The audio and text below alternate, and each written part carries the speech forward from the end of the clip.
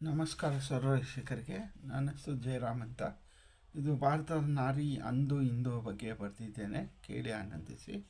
ನಾನು ಕಂಡ ಭಾರತದ ನಾರಿ ಅಂದು ಎಂದರೆ ಪೂಜಿಸುತ್ತಿದ್ದರು, ಆದರೆ ಈಗಿನ ನಾರಿ ಎಂದರೆ ಜಿಗುಟಿ ತೀರುತ್ತಾರೆ. ಇಂದಿನ ಎಲ್ಲ ಸಾಮಾನ್ಯ ಜನರಿಗೆ ಅನ್ವಯಿಸಲಿಲ್ಲ. ನಾನು ಕಂಡ ನಾರಿ ಪ್ರಾಣಿ ಮನುಷ್ಯರನ್ನು ತಿನ್ನುವುದಲ್ಲದೆ ತನ್ನಷ್ಟಕ್ಕೆ ಅಂದರೆ ಮೋಸ ಹೋಗುತ್ತಿದ್ದಾರೆ. ನಾ ಕಂಡಂತೆ ಪುರುಷರು ಸ್ವಾಭಾವಿಕವಾಗಿ ಮೆರೆಯುತ್ತಿದ್ದಾರೆ. ನಾ ಕಂಡಂತೆ ಭಾರತದ ನಾರಿ ಸ್ವಂತ ಆಸೆಗೆ ಬಲಿಯಾಗಿ ದೇಶ ಸಂಸ್ಕೃತಿಯನ್ನು ಹೊಣೆ ಹಾಕುತ್ತಿದ್ದಾರೆ.